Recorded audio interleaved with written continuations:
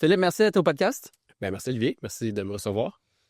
L'épisode est présenté par Valier. Un gros merci. J'ai la chance d'être ambassadeur depuis 2019. C'est une marque montréalaise qui, leur philosophie est de faire des vêtements haut de gamme pour la ville, mais avec des matériaux techniques. C'est le genre de linge parfait pour faire des déplacements actifs. Je m'habille comme ça en été et en hiver pour faire du vélo, dont avec ces pantalons-là que je mets littéralement des combines en dessous. C'est littéralement, je les emporte littéralement tous les jours ou presque, été, hiver, automne, printemps. Même tes caleçons? Sauf les caleçons. OK. Les caleçons, je suis encore Costco, malheureusement. En fait, ça fait tellement longtemps. Je pense que la dernière fois que j'ai acheté des caleçons, c'était avant que Valier existe. Fait que j'ai demandé. Des vieilles bobettes. Ouais, c'est ça, j'ai des bobettes. Moi, je t'offre au bout, tu sais. Étire-le jusqu'à temps qu'il... Jusqu'à temps qu'il y ait des trous un peu partout. Exact. Les gars, on est bons à faire ça, je pense. Ouais, c'est nos blondes en général qui jettent nos bobettes. C'est ça. Ou les bas, ouais. Exact. Fait que ceux qui écoutent le podcast ont le droit à 20% de rabais sur la boutique en ligne de Valier avec le code promo Drawster. Tous les détails sont dans la description. Et de retour au programme, Philippe, Yes. un homme de l'ombre.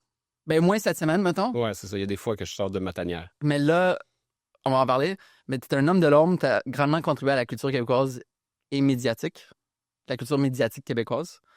Tu as fondé Urbania il y a 20 ans. Il y a plus que 20 ans. Plus que parce que 20 ans. on a De 22 ans maintenant. Il y a 22 ans. Et ce magnifique livre Urbania 20 ans, publié aux éditions Cardinal, que j'ai adoré. C'était tellement fun de lire ça. C'est notre petite histoire sans filtre. Sans filtre. Les vraies histoires. Avec tous les beaux visuels pendant toutes les... Comme, je suis content qu'il y ait un recueil de toutes les belles images. Ouais.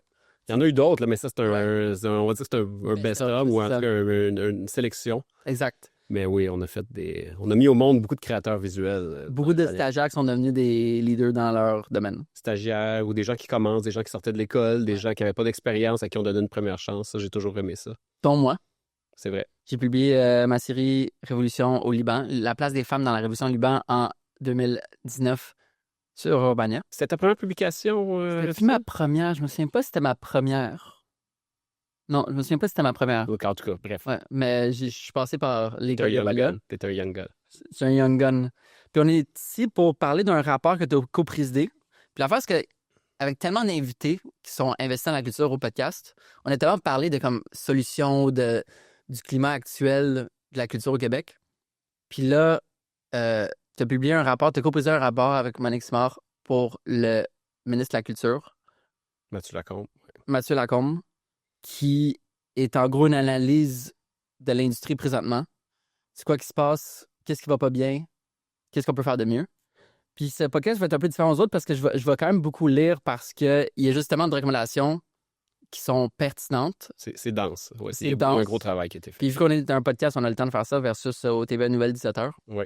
Fait qu'on va en profiter. Fait que, en juin 2024, le ministre Mathieu Lacombe a créé le groupe de travail sur l'avenir de l'audiovisuel. Le mandat du groupe proposait des actions concrètes pour assurer la pérennité et le rayonnement du secteur. Vous avez fait plus de 100 rencontres, 114 mémoires ont été reçues. Vous avez rencontré Amazon, Lactis, des producteurs importants, Bell Media, Juste pour rire, Éminofilm, Cinémathèque québécoise, Bibliothèque des Archives nationales du Québec, Louis Morissette, maire de Laval, YouTuber, qui est venu au podcast, justement, ministère des Finances, etc. Cheyenne. Cheyenne. Ah ouais, vous avez eu Cheyenne? Ouais. Nice. Je ne l'ai pas vu à la fin. Puis en gros, j'adore le titre « Souffler les braises, raviver le feu de notre culture et transmettre la flamme ». Ouais. Je trouve que c'était parfait.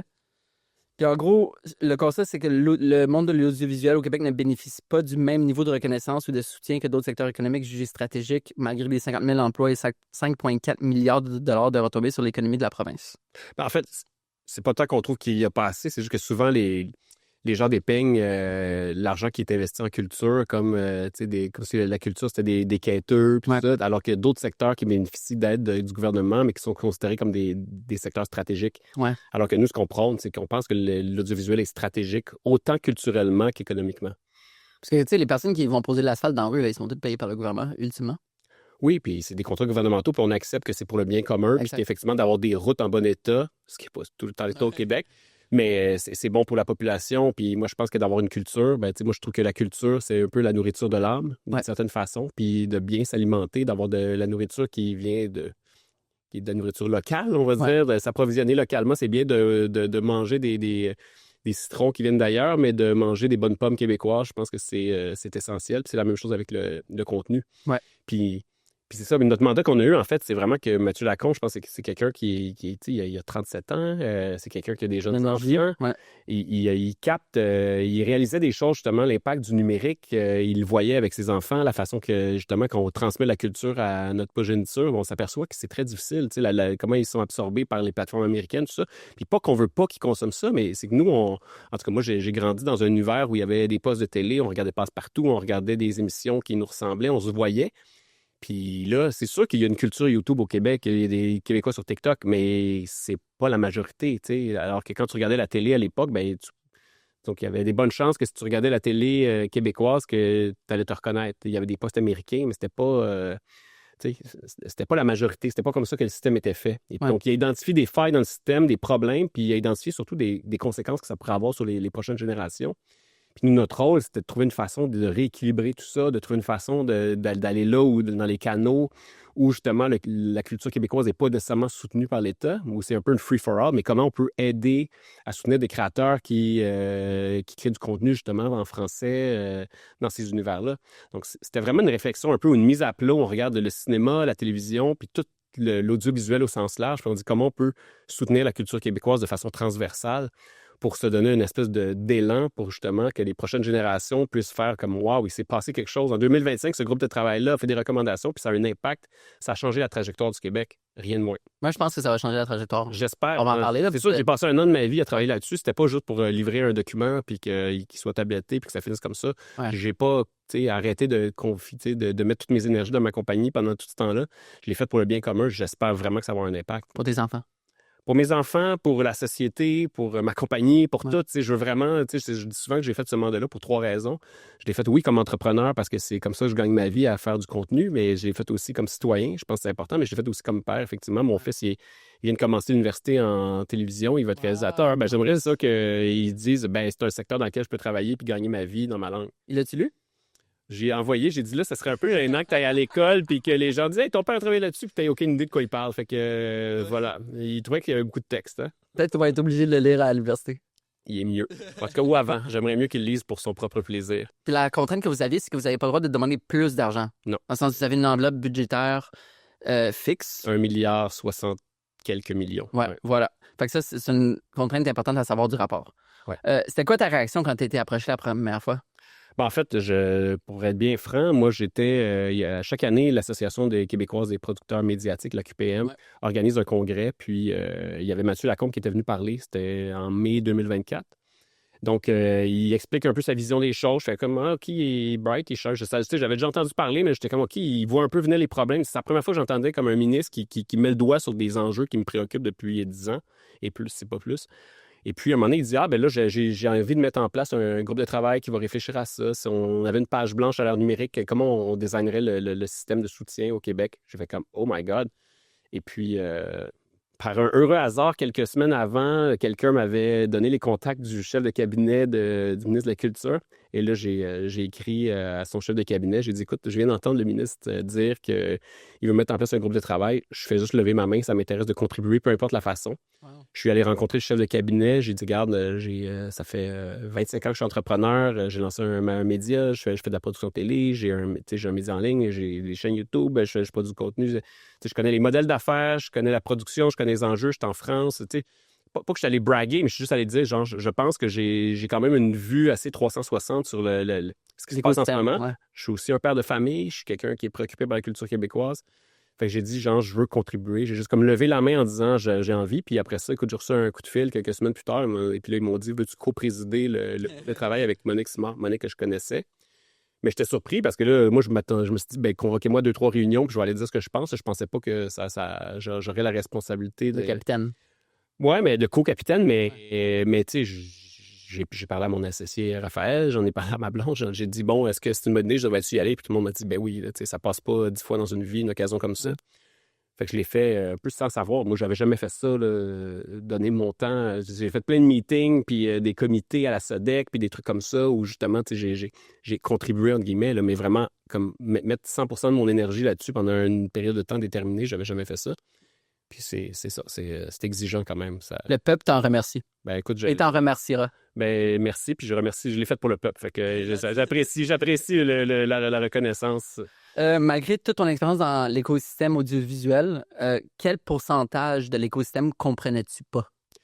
C'est sûr que moi, j'ai lancé un magazine, j'ai des médias numériques, puis je produis des émissions de télé. Tu sais, j'ai produit des films documentaires, tout ça, mais toute la partie cinéma, je veux dire, le cinéma qui sort en salle, les films de fiction, tout ça, c'était pas du tout dans, tu sais, c'est pas quelque chose que j'ai fait. Je connais, tu sais, je sais qu'il y a des distributeurs, qu'il y a des salles, qu'il y a des films américains, qu'il y a des majors. Tu sais, je connais les termes, je connais la mécanique, mais j'avais jamais comme levé le capot du moteur puis essayer de comprendre comment ça marche dans la réalité. C'est sûr que c'est un écosystème assez différent. Tu sais, le cinéma est beaucoup plus artistique que la télé. La télé, ça demeure un produit de consommation commerciale. Au volume, quand même. De volume, ou tu sais, qui est vraiment plus un art populaire. Ouais. Le cinéma, ben c'est plus une démarche artistique. Il y a du cinéma qui est fait pour les masses, puis du cinéma populaire, mais dans sa manière de faire, surtout au Québec, où tu déposes un projet à la SODEC, oui, tu vas te chercher un distributeur, mais il reste que l'enjeu, c'est que la SODEC choisisse ton film, puis après ça, téléfilm, puis tout ça. C'est beaucoup de financement public. Fait que tout ce côté-là, souvent, quand on avait des discussions avec le groupe de travail, là, je disais, je vais mettre ma casquette là, de gars de droite de Québec là, qui se pose des questions. Là, pourquoi on met de l'argent là-dedans? Là, tu sais, je faisais exprès juste jouer au niaiseux parce que je voulais comprendre pourquoi les décisions se prenaient, c'était quoi les critères, qu'est-ce qu'ils faisaient. Parce que c'est ça, je faisais un peu de mauvaise foi délibérée juste pour essayer de gratter le bobo. C'est important. Ben, c'est ça, comme je connaissais pas ça, je voulais vraiment, tu sais, tu t'appuies ça un peu partout pour voir où est-ce que ça réagit. Après ça, c'est sûr que la télé, je connaissais plein d'aspects de la télé. Après ça, c'est sûr que quand il y a des producteurs anglophones qui viennent te voir puis que tu comprends comment ils travaillent, j'en produis des projets en anglais, là, fait que j'avais un petit peu vu la différence entre quand tu produis des émissions pour le marché québécois versus le marché international. Parce que il y a souvent des comparatifs justement au congrès de la QPM où ils te présentent les budgets en ce moment en fiction au Canada anglais versus au Québec, en documentaire. Puis écoute, les budgets sont tout le temps 2-3 fois plus grands dès que tu produis en anglais. Fait que c'est parce que quand tu fais des projets en anglais, il y a des potentiels de vente internationale beaucoup plus grands que quand tu produis pour le marché intérieur du Québec, où justement, nous, on est bon à consommer notre propre contenu, mais ce côté-là, il est un peu insulaire dans le sens qu'on produit pour nous, mais après ça, c'est difficile à vendre à l'étranger. Fait que, tu sais, ça a des impacts sur les budgets, ça a des impacts sur, tu sais, on dit ça, les Québécois, on n'est pas ouverts au monde, mais c'est parce que, justement, on est comme, le fait d'être une espèce de petite bulle isolée en Amérique du Nord, entourée d'anglophones, fait en sorte qu'on est un peu autosuffisant, dans le sens qu'on se retourne vers nous-mêmes. Ouais. Ce qui est notre plus grande qualité, mais notre plus grand défaut aussi à la fois. On est toujours les deux revers d'une médaille. Fait que ça, je connaissais ça, mais c'est sûr que de passer autant de temps à écouter plein de gens de tous horizons, puis évidemment, chaque producteur a un peu sa recette ou sa façon de faire, sa philosophie, de pouvoir avoir accès à tout ça, c'est sûr que c'était riche, puis ça m'a ouvert l'esprit, puis ça m'a juste fait réaliser qu'il y en a des gens passionnés au Québec là, qui ont envie de s'exprimer. Je pense que c'est vraiment notre plus grande qualité. Ça. Une des raisons aussi pourquoi on produit pour moins cher, je pense qu'on a tellement envie de s'exprimer au Québec qu'on est prêt à travailler pour moins cher juste pour que notre projet voit le jour. Ouais. On ne voit pas ça comme une pure business où c'est un projet dans lequel on veut faire notre marge, le revendre, puis faire de l'argent, puis faire le prochain. Nous autres, chaque projet qu'on fait, puis on le voit quand on travaille avec des diffuseurs québécois, on y met du cœur, les diffuseurs y mettent du cœur, tout le monde veut que ça marche. Fait qu'il y a tout ça. Après ça, le fait de passer autant de temps sur tout ça, j'ai aussi vu tous les problèmes ou les angles morts ou les faiblesses de tout ça. Ouais. C'est sûr que quand tu regardes comment le milliard, 60 quelques millions est investi, le fait que ce soit beaucoup la télé, bon, c'est beaucoup, je vais faire juste en résumé comment ce milliard-là est composé de quoi. Ouais. Il y a 225 millions qui est composé de crédits parlementaires, donc c'est de l'argent que le gouvernement décide d'investir dans Télé-Québec, dans la SODEC, au Calque, pour financer l'audiovisuel. Donc, c'est des frais de fonctionnement, de contenu, tout ça pour les institutions puis les programmes. Après ça, tu avais un 230 millions de crédits d'impôt pour la production locale. Donc, ça, les crédits d'impôt, c'est comme un soutien que le gouvernement te donne une fois que tu as une production de déclencher. Bien, sur ta main-d'œuvre, sur les gens que tu embauches, tu as comme un retour d'argent pour l'impôt que ces gens-là auraient payé. Bien, le gouvernement le redonne comme un investissement que tu peux investir dans ta production. Puis après ça, il y a tous les crédits d'impôt des services de production. Donc ça, c'est les tournages étrangers qu'il y a à Montréal, c'est les effets spéciaux, l'animation. Et ça représente à peu près 610 millions, qui était la majeure partie. Ça. Fait que la première surprise que j'ai eue dans le processus, ça a été de voir que du milliard, on paye plus pour les autres productions que les nôtres. Exactement. Un investissement qu'on considère qui est culturel, c'est de la culture, mais c'est de la culture étrangère. Ouais. Donc nous, une société minoritaire, fragile en Amérique du Nord, on prend la majorité de l'argent qu'on investit en audiovisuel pour financer de la production étrangère. Ça mérite questionnement. Mais après ça, j'ai rien contre. Puis je pense que les gens qui travaillent dans ces domaines-là sont des gens de talent, passionnés. Qui habitent ici. Qui habitent ici. Mais il faut quand même que tu te poses la question. Tu as un mandat du ministère de la Culture, là, puis il faut prioriser parce qu'on ne peut pas tout faire. Mais prioriser, honnêtement, à un moment donné, il y a des choix qu'on a faits, mais il y a des choix qu'on n'a pas eu à faire dans le sens que la production et les services de production, il y a une grève à Hollywood. Ouais. Il y a eu des changements dans les crédits d'impôt il y a un an qui ont un petit peu ébranlé le secteur des effets spéciaux. Il y a le fait que Trump a tweeté pour dire qu'il allait appliquer des tarifs aux films qui étaient tournés à l'extérieur des États-Unis. Bref, il y a eu un concours de circonstances avec des facteurs multiples qui ont fait en sorte qu'il y a une chute assez radicale des tournages et des effets spéciaux à Montréal puis au Québec. Donc ça, ces crédits d'impôt-là, il y en a moins. Pas utilisés, ouais. Ils sont plus utilisés dans le sens qu'il n'y en a plus. Il y en a beaucoup moins. En tout cas, ça chute radicalement. Fait que ça a été comme un impact circonstanciel qui a fait en sorte que là, mais là, on ne veut pas laisser cet argent-là disparaître parce que le mandat du ministre, c'est que vous êtes en enveloppe fermée. Donc là, s'il y a une baisse des dépenses fiscales, il faut trouver une façon que cet argent-là, on le récupère et qu'on l'investisse dans la production domestique, dans la production locale. Fait que tu sais, là, je te raconte plein de choses, mais c'est juste au moins pour que les gens comprennent un petit peu quand tu fais ce travail-là, tu analyses toutes les façons, tu regardes l'argent, tu regardes les priorités, la jeunesse. Donc, de cet argent-là qui est dépensé, c'est là que je voulais en venir. Il y a beaucoup d'argent qui est pour la télé. Puis la télé, on le sait, c'est le câble. Le câble, les gens qui sont abonnés au câble, en général, c'est pas des gens de ton âge, c'est des gens qui ont 2 fois ton âge. Et puis ça tend à diminuer. Donc le financement de la télé diminue parce que justement le câble finance le Fonds des médias du Canada. Toute la télé, c'est un écosystème comme ça. Donc quand tu veux faire une émission, en général, t'as beau dire que dans le marché publicitaire, la cible, c'est le 25-54, la moyenne d'âge des gens qui regardent la télé, c'est 55 ans à peu près. Ouais. Fait que c'est sûr qu'il y a beaucoup d'argent qui est investi pour faire du contenu que les 50 ans et plus vont regarder. Il n'y a pas beaucoup d'argent qui était dépensé pour faire du contenu qu'on va dire que les 25 ans et moins vont vraiment regarder. Alors, une mauvaise balance. On va dire un déséquilibre systémique qui désavantage les nouvelles générations, tu sais, puis c'est pas mal intentionné, c'est juste que le système était basé sur une technologie qui s'appelle le câble. Ouais.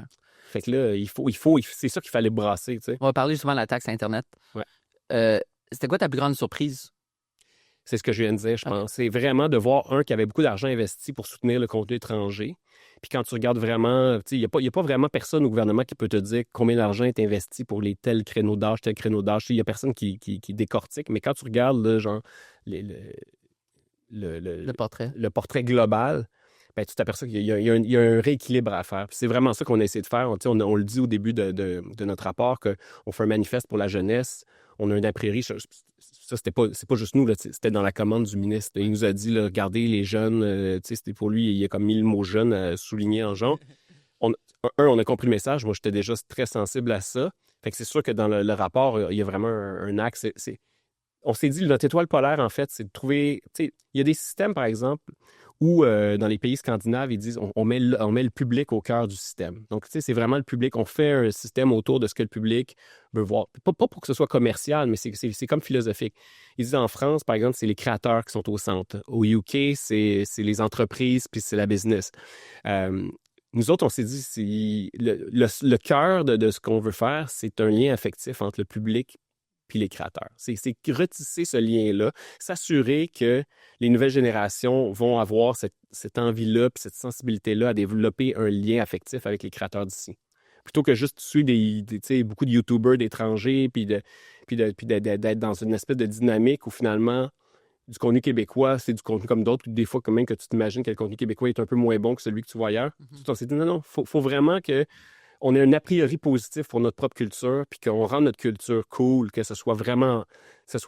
Quand tu dis c'est québécois, c'est pas comme « Ah, c'est québécois », non, c'est québécois, genre c'est... Tu vois, comme on est... Ça fait quand même un bon moment que ça brasse. C'est difficile, je pense, l'écosystème audiovisuel, mais on n'est pas tant loin des émissions cultes jeunesse comme dans une galaxie près de chez vous. Ah non, c'est ça, ça fait pas si longtemps. On est loin, mais on est proche. C'est ça, c'était il y a 25 ans peut-être, 20-25 ans. Ça fait pas longtemps, mais c'est sûr que maintenant, avec l'Internet, avant, on pouvait faire des générations, c'était à chaque 8 ans, il y avait une génération. Maintenant, les générations, tu as la génération Facebook, tu as la génération Instagram, tu as la génération TikTok, c'est Discord, tu as la génération Roblox. C'est rendu que chaque technologie amène une espèce de code de consommation qui fait en sorte que les générations, c'est presque à chaque 1 an ou 2. C'est impossible. C'est ça, la technologie, il y a un effet. C'est un peu comme les les chips d'ordinateur où il dit que c'est exponentiel la performance à chaque... je me souviens plus c'est quoi la règle, mais à chaque 7 ans, il dit que ça double la puissance. Ben, c'est un peu la même chose avec la transmission générationnelle. Il y a une espèce d'effet d'accélération qui fait en sorte que... Puis ça fait partie des principes qu'on met en introduction du rapport, on ne peut plus avoir un écosystème fixe. On ne peut pas avoir des règles. Voici, c'est des règles pour les 10 prochaines années, les 15 prochaines années. Ça prend un système qui évolue avec la technologie, avec les habitudes de consommation. Tu ne peux plus avoir... Puis même nous, là, on réfléchissait, OK, ça va être quoi dans 5 ans, la technologie? On a parlé avec des gens qui sont des experts en technologie, qui nous parlaient justement de... Bruno, justement.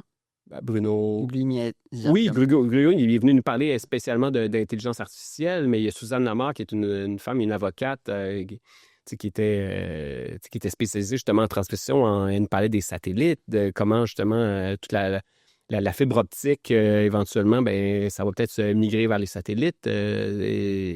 C'est en train de se faire. Puis c'est quoi l'impact sur justement le financement des télécoms au Canada? Qu'est-ce qui arrive si Starlink, d'un coup, offre l'Internet gratuitement aux Canadiens en échange de leurs données? C'est quoi l'impact? Il y a des choses qui peuvent disrupter le système. Puis si on fait quelque chose qui est trop basé sur une seule technologie, ben t'es pris exactement dans le problème dans lequel le fond des médias a été pris avec le déclin du câble. C'est que là, tout d'un coup, tu t'aperçois que tout ton modèle qui repose une chose qui est en déclin. Ouais. Et là, tu essaies de rapiécer. Puis en général, le gouvernement, quand il veut passer des lois ou des règlements ou changer des programmes, mais c'est long, ça prend 2 ans. Il est tout le temps en retard.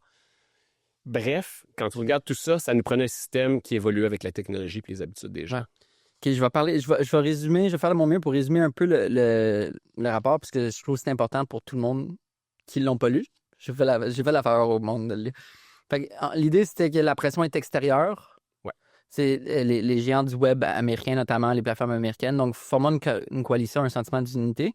Ouais. Une énorme idée, mais une grosse idée dans le rapport, c'est d'utiliser Télé-Québec comme média public qui doit devenir un catalyseur économique et culturel de l'audiovisuel québécois, c'est-à-dire tripler le budget pour encourager la prise de risques créatifs, tant dans des contenus originaux, audacieux et innovants que dans des structures modernes et flexibles. Ouais. C'est justement impératif de garantir l'accès le plus large possible aux œuvres financées avec des fonds publics. Puis ça, une idée vraiment intéressante que je n'avais jamais vue de même, c'est quand tu enlèves la publicité du modèle d'affaires, mettons d'un média public comme Télé-Québec, ça fait en sorte qu'il n'y a plus tant de redevances aux annonceurs, donc il peut être plus libre et créatif et innovant dans ses contenus.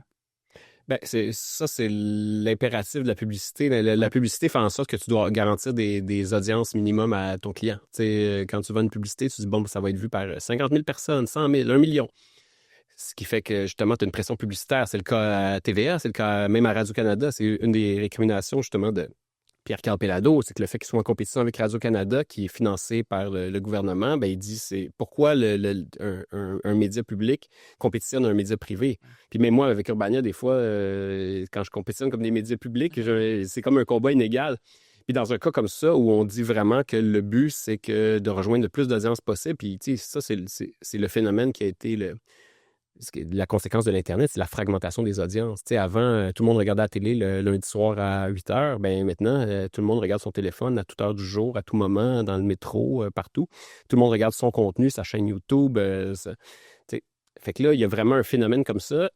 Donc, je pense que le rôle qu'on veut donner à notre média public, c'est de ne pas être en mode de courir après une masse d'audience à heure fixe, c'est de servir le plus d'audience possible, le plus de niches possible, mais avec une audace pour justement avoir une offre qui est complètement différente de celle du secteur privé commercial. Pour justement que si t'es un jeune réalisateur qui a envie de s'exprimer puis qui a envie de bâtir justement une démarche de communication, bien, que tu saches que le média public va être là pour t'accompagner. Puis après ça, oui, tu dois rejoindre une audience parce que je pense que quand tu es dans un secteur de création comme l'audiovisuel, en tout cas dans le cadre d'un média public, un média, c'est parler à l'audience. Mais ça ne veut pas dire justement de courir après de la vente publicitaire. Ouais. Et on voulait aussi faire en sorte que ce soit clair que c'est pas la mission d'un média public à qui tu confies de l'argent comme ça. En tout cas, dans notre philosophie, on voulait vraiment que l'audace soit au cœur de... Parce que quand tu écoutes le secteur privé, ils sont venus nous parler, ils nous ont expliqué la situation à laquelle ils sont confrontés.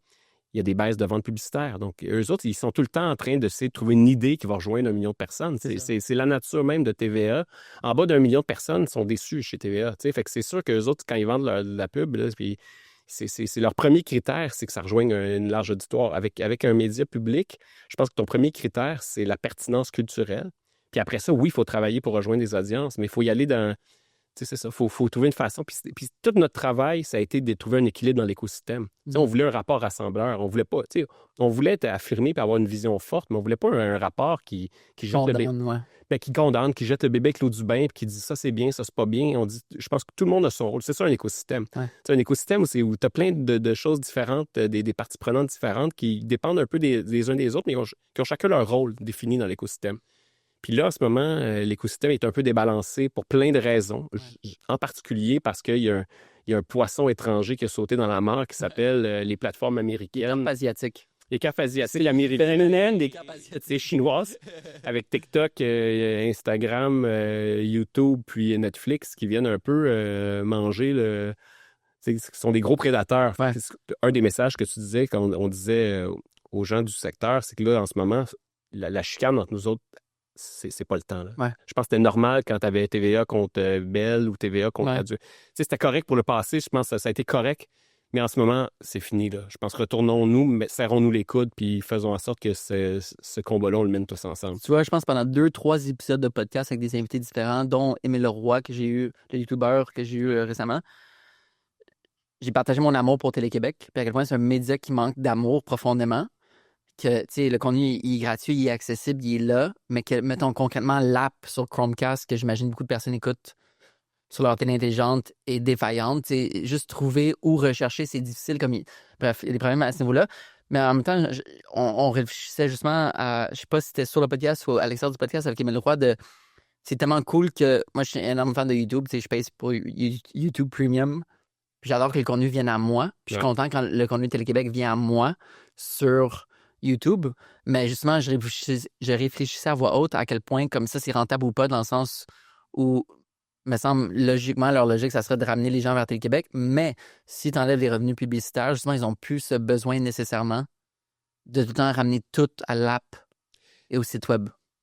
Je te dirais que je suis assez pas partagé parce que moi, je pense effectivement, dans notre rapport, on le dit là, que Télé-Québec doit aller rejoindre les publics là où ils sont. Fait que, tu sais, ce qu'on dit, c'est s'il y a des gens sur TikTok, sur Instagram, sur YouTube, allons-y, il faut aller rejoindre les jeunes puis le public là où il est.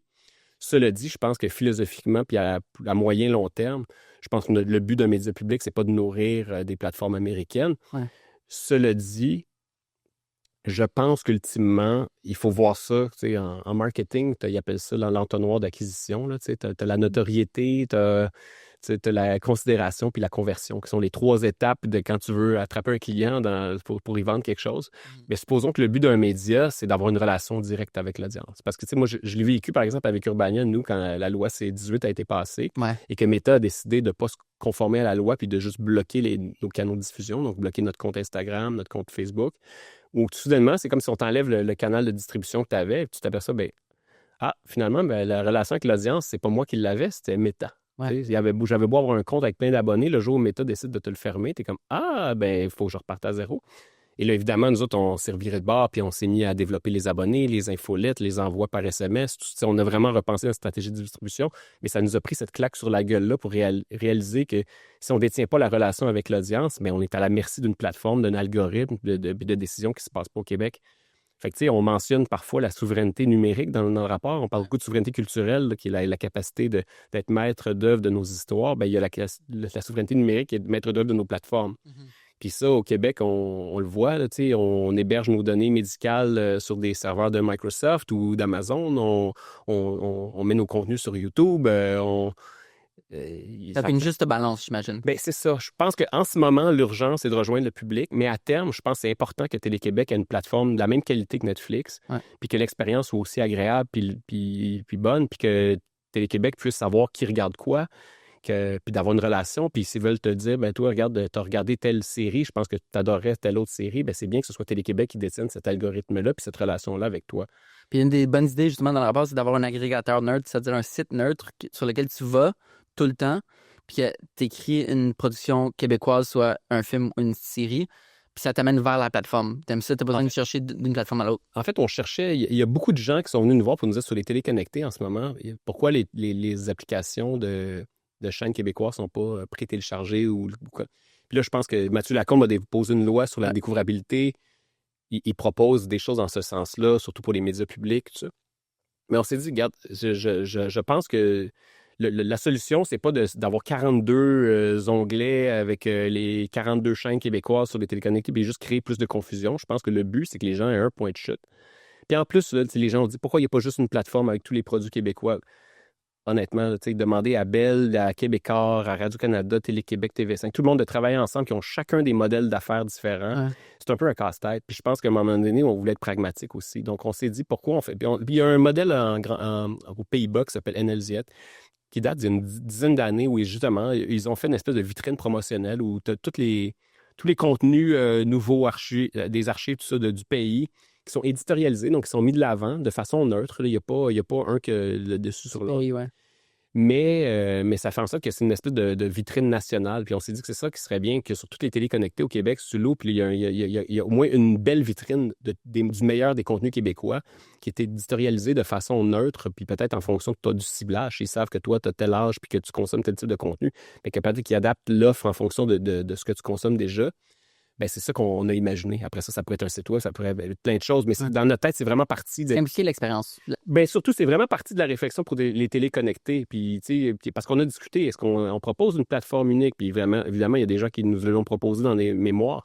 Mais après ça, quand tu regardes les considérations, à un moment donné, comme je dis, là, on voulait faire quelque chose qui ne créait pas d'abysbé puis qui n'était pas du pelletage de nuages. On voulait être assez concret puis avec des solutions qui se faisaient. Petite parenthèse, pour sortir du rapport, souvent on dit que la pandémie, pour beaucoup de personnes, c'était positif. Est-ce que maintenant, avec du recul, la loi sur les nouvelles en ligne, c'était positif pour ton entreprise Urbania? Ben, c'était positif parce que ça nous a botté le derrière, mais je pense que, en fait, l'intention derrière était bonne de dire aux plateformes que vous venez chercher des revenus publicitaires dans notre domaine. Puis effectivement, là, moi, je suis pas le genre de personne à dire qu'ils nous ont volé nos revenus publicitaires. Ils ont juste été vraiment meilleurs que nous à capter, à devenir la relation entre l'audience puis le contenu. Ils se sont juste comme interposés.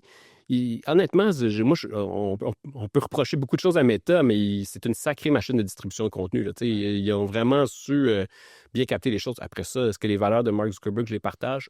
Pas entièrement. Plus proche de celle de Google, mettons. Ben, Google, disons que c'est un meilleur citoyen corporatif, même si Google... Clairement. Oui, c'est ça. C'est une corporation. Cela dit, je pense que C18, ça a été la mauvaise technique parce que, tu sais, en Australie, ils avaient menacé de passer une loi similaire. Ça a été vraiment, ils avaient sorti un peu la masse en disant, là, si vous vous entendez pas, si vous ne faites pas une entente avec nos médias, on va passer la loi. Fait que là, tout d'un coup, tu sais, en Australie, il y a un gars qui s'appelle Rupert Murdoch qui a levé la main, qui est un joueur majeur, puis qui a réussi à faire plier Meta puis à les faire contribuer à l'écosystème. Ça a duré, je sais pas, 4 ans, je pense. Mais ils n'ont pas passé la loi. Ici, on a fait la méthode inverse. On a tout de suite passé la loi, puis on a dit, si vous ne voulez pas vous conformer à la loi, négociez. Ça fait en sorte qu'on est, je pense qu'aux yeux de Meta en particulier, on est un trop petit pays, puis ils se sont juste dit, gars, si on ferme le canal de distribution des médias, on va pas y perdre au change. Les gens s'en apercevront même pas. C'était un peu le cas. Il y a encore des gens que je croise, des fois, je dis, sais-tu que sur les plateformes de Meta, il n'y a pas de médias? Ah oui, j'ai pas remarqué. Ça, c'est devenu tellement normal. Mais c'est ça. Fait après coup, moi, je pense que le coup de pied au cul que ça nous a forcé à se donner, justement, de redévelopper la relation directe avec les audiences, moi, avec les publics, ça a été bon. Fait que c'est plus une technicalité dans la manière d'appliquer la loi. Mais je pense que d'être vigoureux, d'être ferme envers les plateformes, je pense qu'il faut le faire. Je pense que c'est le rôle des États de tenir tête à ces plateformes-là. Est-ce que vous avez retrouvé votre momentum pré-loi? Bien, c'est sûr que le momentum, moi, on l'a vécu à partir de autour de 2008, 9, 10, avec l'arrivée de Facebook, là, pour nous, ça a été magique. Tu sais, Facebook, là, on mettait un contenu, il n'était pas poussé, ça coûtait rien, il était multiplié. Un contenu était rejoignait 200 000 personnes de façon organique. Mais ça, c'était vraiment... j'ai souvent l'analogie des dealer de drogue là, qui te donne des échantillons gratuits au début. Puis là, t'es comme, waouh, c'est bon. Et puis là, à un moment donné, t'en veux plus, mais à un moment donné, il te fait payer. Puis là, tu t'aperçois, OK, finalement, ça coûte de l'argent. Fait que là, à un moment donné, pour distribuer notre contenu, il fallait payer. Puis là, ils ont comme attrapé dans leur filet. Puis on était devenus dépendants d'eux. Mais c'était beau, là. Ça nous faisait des beaux chiffres. On était rendus, à des 500-600 000 visiteurs uniques par mois, puis des millions de pages vues. Puis là, c'était magique. Puis il y a plein de gens, les gens qui étaient bons en clickbait, étaient capables de gamer le système, là, puis justement de faire en sorte que tu envoies plein de trafic. À la rigueur, tu payes un peu, mais tu vends ta publicité un petit peu plus cher. Puis là, il y a des compagnies là, qui n'étaient pas des compagnies grandioses en contenu, mais qui avaient compris le clickbait, puis que le contenu pas cher, puis qui sont devenus très riches très vite avec ça. BuzzFeed. BuzzFeed ou des compagnies québécoises, dont je n'aimerais pas les noms, mais elles se reconnaîtront. Mais c'est ça, donc ça a été vraiment un espèce de moment un peu incroyable comme ça pour les médias, mais c'était vraiment de la drogue. C'était comme des stéroïdes. Wow, c'est facile, je suis rendu musclé. Puis à un moment donné, quand tu dis, OK, si je t'enlève tes stéroïdes, là, ils sont lourds les poids en tout d'un coup. Mais on est revenu un petit peu assez vite, ça a été un petit peu ça. On nous a enlevé nos stéroïdes, fait que là, c'est comme, OK, maintenant, on s'entraîne de façon saine pour les Olympiques. Fait que, mais tu regardes en Europe, la France, l'Union européenne a vraiment, c'est tenu debout devant les Netflix et les plateformes de ce monde pour les faire contribuer. La France, c'est le pays qui s'est dressé le plus, ils ont fait contribuer Netflix à hauteur de 20 20 des revenus bruts de Netflix doivent être investis dans du contenu français. C'est fou, ça. Ça fait en sorte qu'il y a du contenu français sur Netflix, dans le sens que ça a un impact. Puis Netflix, comme c'est un gros marché, la France, ils se sont pliés. Puis, tandis qu'ici, ils contestent la loi C11, il y avait C18 pour les médias, puis C11 pour les plateformes de streaming. Eux autres, ils contestent devant le CRTC, ils s'obstinent à ne pas vouloir payer, ils cherchent des technicalités pour échapper à la loi. Le Canada, c'est pas un gros marché. Même s'ils font beaucoup d'argent au Canada, pour eux, ils considèrent qu'on est un marché, une extension des États-Unis. Mm-hmm. Je vais avancer sur d'autres points parce qu'il y en a tellement. Ça, je peux passer, mais important. Un gros truc, c'est la jeunesse. Oui. Fait que l'âge moyen, en 2023-2024, l'âge moyen des téléspectateurs de Nouveau, c'est 50 ans. TVA, plus jeune, c'est la chaîne la plus jeune. Nouveau, c'est 50 ans, TVA, c'est 56 ans et Radio-Canada, 57 ans. C'est pas... Moyen, là. C'est ça, moyen. C'est énorme. Je dirais énorme haut. Puis 12 à 17 ans, les 12 à 17 ans consacrent 0,3 % de leur temps sur les plateformes locales et 99,7 % sur les plateformes étrangères. Ça, honnêtement, on a double vérifié l'information parce qu'on pensait que c'était une erreur. Ouais. Moi aussi, quand j'ai vu ça, je suis comme, non, on dirait qu'il manque un... Non, mais ça, c'est le réflexe, en fait. C'est vraiment basé sur des études qui viennent de Télé-Québec, mais qui sont faites faire par VAM, je pense, puis par Numéris, où ils ont croisé vraiment des données des habitudes de consommation des jeunes. Et le réflexe des jeunes, c'est pas d'aller sur téléquébec.tv. Mais non, c'est ça. C'est d'ouvrir YouTube, c'est d'ouvrir Netflix, c'est d'ouvrir TikTok, c'est d'ouvrir Roblox. Et comme toutes ces plateformes-là sont soit chinoises, soit américaines ou autres, on s'aperçoit que finalement, notre souveraineté numérique, on en est loin. On est vraiment dans un monde où, justement, les nouvelles générations... Puis c'est bien, là, moi, je pense qu'ils soient technologiquement savis, là, puis qu'ils sachent se servir des outils. Mais la question, c'est pour faire quoi? Tu te sers de l'outil pour consommer du contenu étranger ou pour... Ça fait vraiment poser des questions. Je pense que moi, comme entrepreneur, là, c'est autant dans le monde du contenu que de la technologie, je pense qu'on a un petit coup de pied au derrière à nous donner. Mm-hmm. Puis je pense que c'est drôle, on va tout le temps arriver des plateformes américaines, des YouTube, tout ça, puis ils disent « Ah, mon Dieu, mais comme si on n'était pas capable de faire ça. » J'entendais des Français dire, les Français ont inventé Dailymotion, ils ont inventé Uber en Uber. Deezer, me semble. C'est ça, ils ont fait plein de choses, mais effectivement, le fait qu'il n'y ait pas beaucoup de capital, il n'y a pas de capital comme à Silicon Valley, tout ça, il y a des enjeux structurels qui font en sorte que on est un peu à la merci des plateformes étrangères. Ouais. Donc, je pense que la première étape en ce moment, c'est de prendre conscience de l'impact que ça a, justement, d'être complètement dépendant de plateformes étrangères. Puis une belle citation, c'est parce qu'à force d'être exposé à un flux constant de contenu américain ou français sur leurs écrans, beaucoup n'ont tout simplement pas souvent l'occasion de s'entendre, de se reconnaître et de tomber en amour avec leur propre culture. Ça me fait penser à... Moi, j'ai comme un gros shift, mettons, il y a peut-être 5 ans, que j'ai commencé à me forcer à écouter du contenu québécois. Mange tes brocolis. C'est ça. Puis souvent, c'est l'analogie de manger chez Mandy's versus manger au McDo. Ouais. Il y a plus de McDo, il y a plus de Subway, ils sont partout. Ouais. Mais ça prend un peu plus d'effort à aller Mandy's, manger santé. C'est rare que tu as un craving de salade. Ben c'est ça. Mais une fois que tu développes un peu comme, tu sais, la routine, ça se fait vraiment naturellement que moi, maintenant, j'écoute jamais des podcasts en anglais. Par décision, par habitude, c'est rendu tellement une habitude que j'y pense pas. Mm-hmm. Fait que j'imagine que c'est un peu ça l'idée. Le goût vient avec le goût. C'est ça, le goût vient avec le goût. Fait que, un peu de les aider à découvrir pour espérer qu'ils tombent en amour avec du contenu. Moi, l'exemple qui m'a sauté aux yeux, c'est ma fille, à un moment donné, elle me dit « Hey, je suis en train d'écouter Fugueuse. » Mais Fugueuse était rendue sur Netflix. Ouais. Je savais même pas, là. C'est elle qui me l'a appris. Mais elle m'a dit « Ah, c'est à l'école, tout le monde s'en parle. » Puis je l'ai écouté ça, on s'en parle avec mes amis dans le cours d'école. J'ai dévoré, j'ai écouté ça en une soirée, tu sais. Elle dit, c'est le fun de voir les coins de rue qu'on connaît, d'entendre les accents. Tu sais, c'est ça. Mais on dirait que ça lui sautait aux yeux. Oui, elle écoutait des fois des YouTubers québécois, tout ça, mais de voir sur Netflix, plateforme tu sais, où elle est habituée de consommer du contenu grand déploiement américain, justement avoir une série québécoise de qualité, intelligente, qui y ressemble. On dirait qu'elle a comme réalisé que le bonheur de se reconnaître, mais il a fallu qu'elle fasse ça à travers une plateforme américaine. Même si elle avait déjà regardé des séries sur tout.tv ou sur le site de Télé-Québec, on dirait que là, de le voir officiel. ouais, c'est ça, le saut d'approbation Netflix. Ouais. Mais ça montre comment dans son cerveau elle était rendu conditionné. Fait que c'est sûr que, tu sais, je pense que on serait extrêmement heureux si Netflix, soudainement, demain matin, décidait d'avoir un énorme catalogue de contenu québécois puis de nous desservir comme si on était la population la plus importante à leurs yeux. Mais de façon extrêmement réaliste, Netflix, son premier objectif, c'est de servir ses actionnaires. C'est d'offrir un rendement à ses actionnaires à chaque trimestre.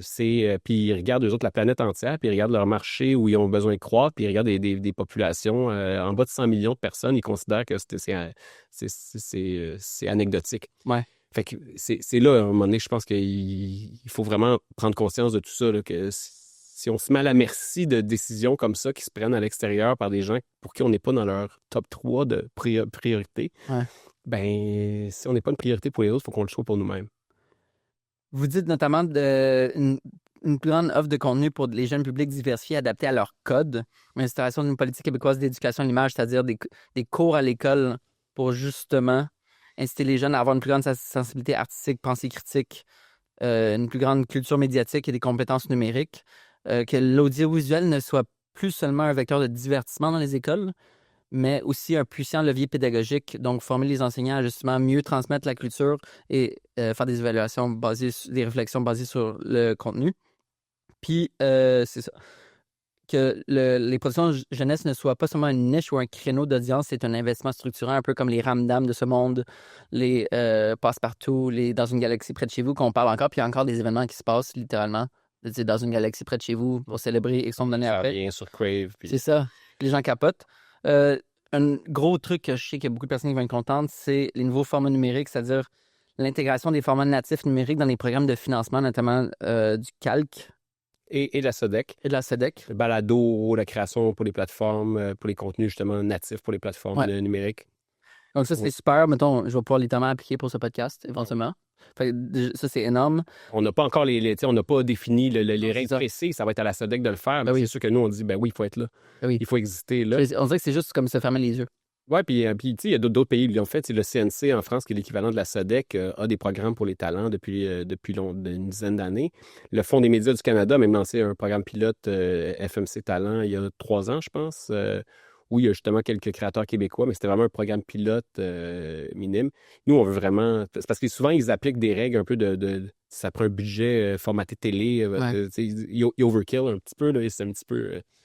Nous, on aimerait que ce soit plus simple et que ce soit plus adapté à la réalité, justement, de ces structures-là. Les structures des gens qui font du balado, qui font du contenu numérique, là, c'est rarement des grosses boîtes de production avec des grosses équipes de comptabilité. Plus flexible, ouais. Ouais, puis qui ressemblent plus au secteur.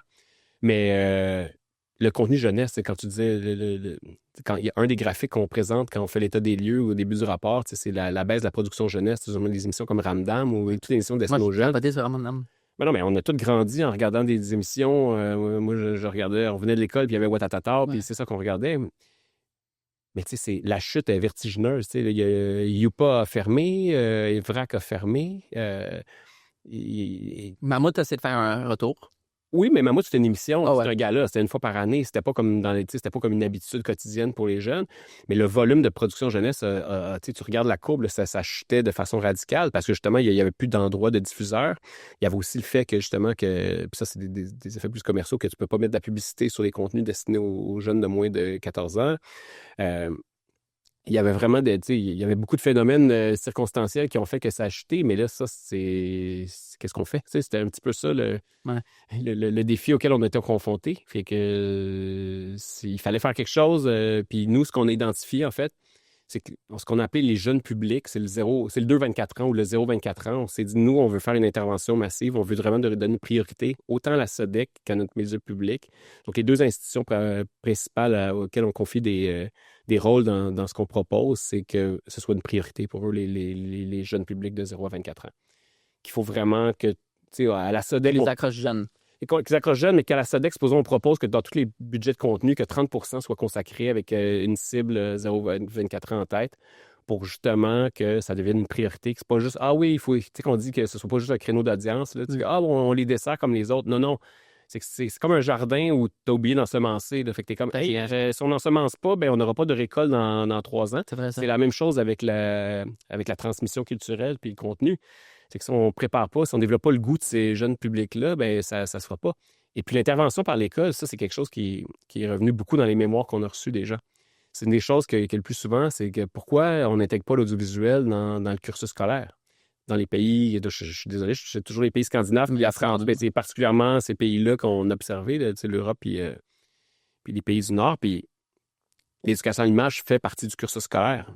Puis c'est prouvé, par exemple, en Norvège ou au Danemark, les gens, la croyance dans les médias, la confiance dans les médias est beaucoup plus élevée que c'est le cas en Amérique du Nord, où les gens ont un peu une désillusion par rapport aux médias traditionnels, tout ça, justement parce qu'on dirait qu'ils n'ont pas été sensibilisés à c'est quoi un journaliste, c'est quoi le travail de vérifier des faits, c'est quoi le travail de vérifier une image, c'est quoi la sémiologie d'une image. Tu es un photographe, toi, c'est ton métier.